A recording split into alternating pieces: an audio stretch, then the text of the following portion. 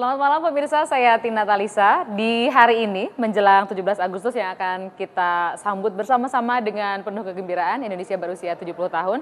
Seperti biasa juga kita selalu mendengarkan apa yang setiap tahun menjadi anggota tahunan, yaitu pidato kenegaraan yang disampaikan oleh Presiden, kemudian juga nota keuangan. Nah, hari ini istimewa karena kali pertama bagi Presiden Jokowi sejak dilantik sebagai Presiden ke-7 Republik Indonesia di bulan Oktober lalu. Kita akan membahas soal pidatonya, kemudian yang lebih spesifik nanti kita bicara soal ekonomi. Jadi masih nyambung dengan apa yang terjadi sebelumnya soal reshuffle kabinet terutama di bidang ekonomi. Ada komentar dari Anda, silahkan sampaikan kepada kami di anyustvmobile.com. Kalau ada pertanyaan yang menarik bisa saya sampaikan juga kepada narasumber. Yang pertama, kami ajak Anda untuk menyimak potongan pidato Presiden Jokowi berikut ini.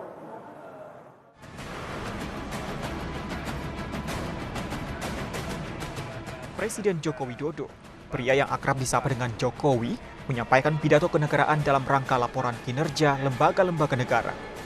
Presiden Joko Widodo memberikan pujian kepada seluruh lembaga negara dalam pidato kenegaraan di sidang tahunan MPR, DPR, DPD RI di Kompleks Parlemen Senayan. Pujian ditujukan kepada Dewan Perwakilan Rakyat yang tengah melakukan transformasi diri menjadi lembaga parlemen modern. Presiden memuji kerja DPR yang sudah bekerja baik dalam menyerap aspirasi di daerah. Perlu diketahui, semua lembaga negara di tanah air selama ini terus bekerja. MPR telah membangun tradisi politik yang baik. Menjelang pelantikan Presiden dan Wakil Presiden, pimpinan MPR melakukan silaturahim kepada tokoh-tokoh bangsa, menyampaikan undangan secara langsung kepada Presiden dan Wakil Presiden terpilih, juga kepada teman bertanding dalam Pilpres yang lalu. MPR juga sedang melakukan gerakan nasional untuk membangun karakter bangsa dengan manifesto Ini Baru Indonesia, dan terus melakukan sosialisasi Pancasila, Undang-Undang Dasar 1945, Bhinneka Tunggal Ika, dan NKRI. Selain itu, mengawali pelaksanaan wewenang yang diatur dalam Undang-Undang Dasar 1945, MPR periode 2014-2019 telah mengadakan sidang untuk melantik Presiden dan Wakil Presiden terpilih hasil Pilpres 2014. Di tengah keraguan masyarakat terhadap kesungguhan MPR untuk melantik Presiden dan Wakil Presiden terpilih, sementara itu, DPR RI sebagai lembaga perwakilan rakyat sedang mentransformasi diri menjadi parlemen modern. Mekanisme checks and balances, fungsi legislasi, anggaran, dan pengawasan selama ini bekerja dengan baik. Pelaksanaan fungsi legislasi DPR dilakukan selaras dengan arah pembangunan hukum nasional dan berkorelasi positif dengan rencana kebijakan pembangunan politik hukum nasional. Pelaksanaan fungsi anggaran DPR dilakukan dengan senantiasa memperhatikan sistem ekonomi nasional, yaitu sistem ekonomi yang berdikari. Pelaksanaan fungsi pengawasan DPR diarahkan untuk mengawasi pelaksanaan undang-undang, keuangan negara, kebijakan pemerintah yang lebih efektif dan efisien. Kedua mantan Gubernur DKI Jakarta menyampaikan pidato kenegaraan dalam rangka ulang tahun kemerdekaan Republik Indonesia yang ke-70 di hadapan anggota DPD dan DPR RI. Sore harinya dilanjutkan dengan acara penyerahan RUU tentang APBN tahun 2016 beserta nota keuangan dan dokumen pendukungnya. Tim Liputan MNC Media memberitakan.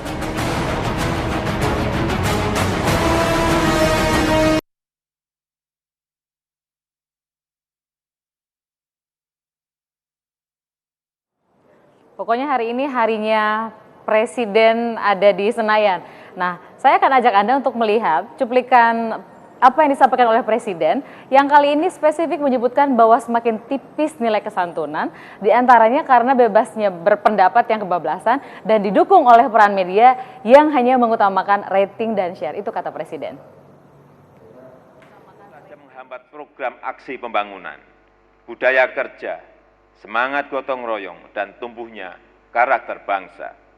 Lebih-lebih, saat ini ada kecenderungan semua orang merasa bebas, sebebas-bebasnya dalam berperilaku dan menyuarakan kepentingan. Keadaan ini menjadi semakin kurang produktif ketika media juga hanya mengejar rating dibandingkan memadu publik.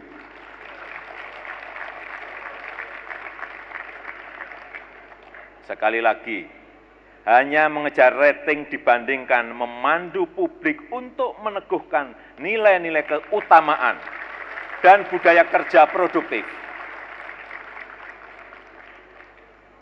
Masyarakat mudah terjebak pada histeria publik dalam merespon suatu persoalan, khususnya menyangkut isu-isu yang berdimensi sensasional.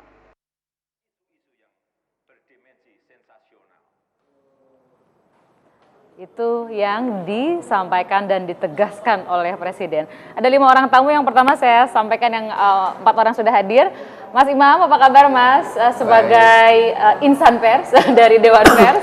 Kemudian Bang Rio sebagai Sekjen Partai Nasdem, tapi kenapa baju hitam-hitam hari ini ya?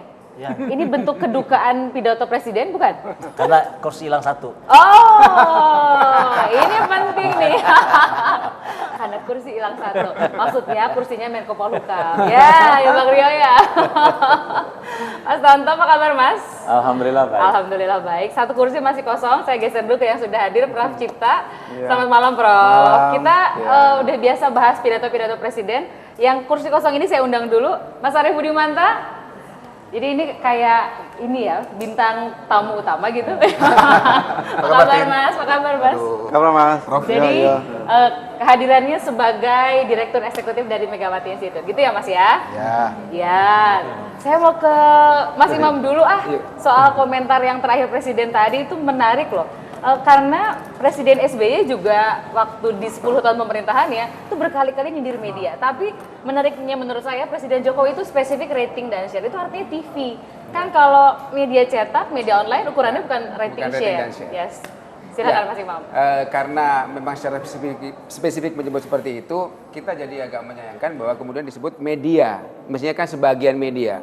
Karena faktanya kan apa yang disampaikan oleh Presiden Jokowi itu mungkin ada dasar faktanya bahwa memang ada sebagian media yang tidak cukup konsisten untuk menjadi penerang. Jadi kalau lilin itu sebagai penerang, bukan membakar. Nah ini cenderung untuk kemudian tidak membangun karakter seperti yang disampaikan tadi. Tetapi kalau memang disebut media itu jadi nggak fair juga. Karena pada dasarnya kita lihat bahwa media terutama termasuk televisi, tidak semuanya televisi seperti dalam kategori seperti itu. Tadi sempat di Dewan Pers kita diskusikan juga, misalnya memang ada program-program televisi atau kemudian ada program pemberian televisi yang mungkin dalam beberapa hal mungkin tidak sepenuhnya mencerminkan fungsi ideal dari pemberitaan ataupun program televisi. Tetapi sekali lagi kalau kemudian digeneralisir gitu jadi nggak fair. Dan saya terus terang kalau kita lihat ini pidato Presiden loh yang dipersiapkan cukup lama kok bisa agak meleset dalam soal itu. Seandainya disebut sebagian media saja mungkin jadi kita tidak terlalu persoalkan sebenarnya. Yes, itu apalagi nyebutnya rating share, jadi spesifik TV gitu ya. Kesannya semua TV berdosa. Sedih deh. Padahal yang mengantarkan beliau untuk jadi presiden kan banyak sebagian televisi kan. Saya ke Bang Rio dulu deh, karena tadi udah bilang baju hitamnya karena ada kedukaan sedikit. Ngomentarin soal pidato Presiden.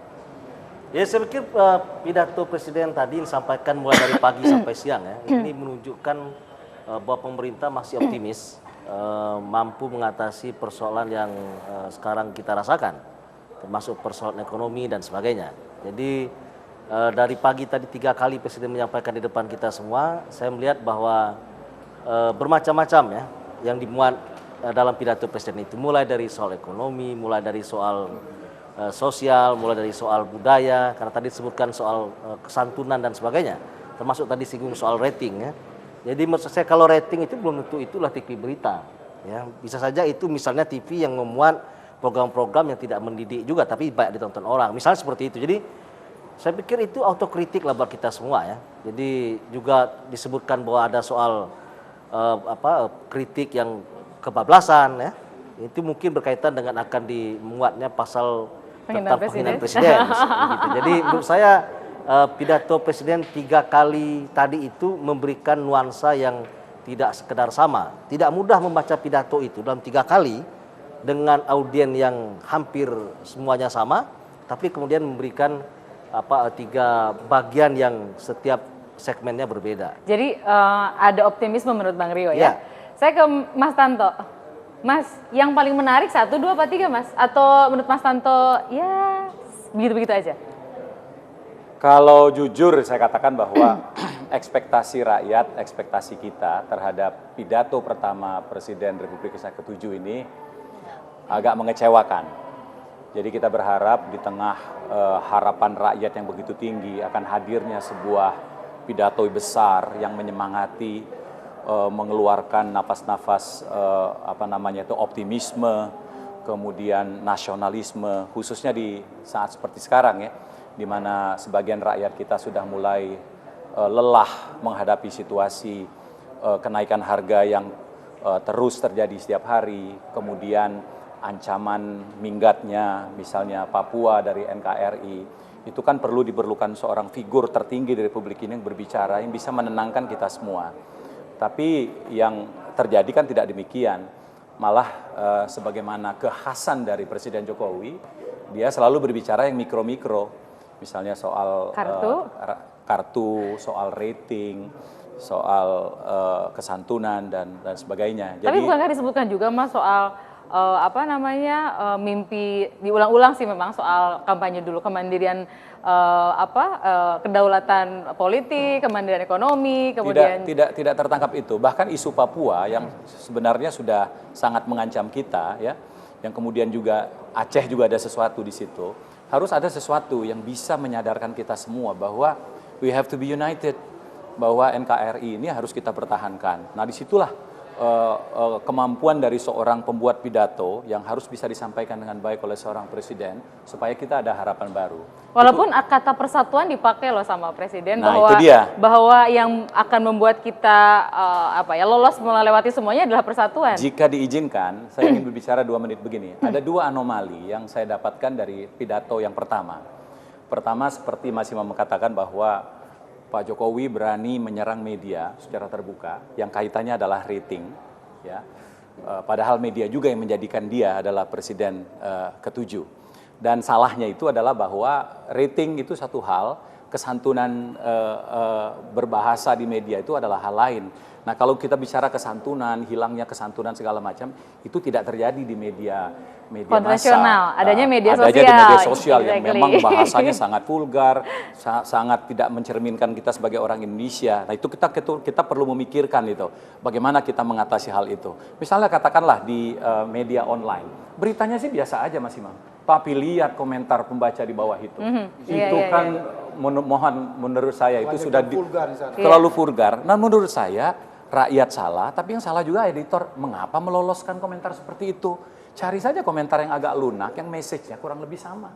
Kenapa dikeluarkan kata-kata yang mohon maaf keji, dan yang itu ditujukan kepada presiden tapi kita? Tapi di bagian itu berarti Mas Tanto juga nggak setuju dong kalau presiden kita dicaci seperti itu ya? Oh tidak, itu tidak boleh seperti itu. Yang kedua, anomali kedua, presiden mengatakan, dalam mengatasi berbagai permasalahan kita hadapi ini, kuncinya cuma satu, persatuan. Saya lanjutkan pidato presiden. Kita tidak boleh lagi terpecah secara politik dan lain-lain. Anomalinya apa? Tidak terjadi di tindakan presiden.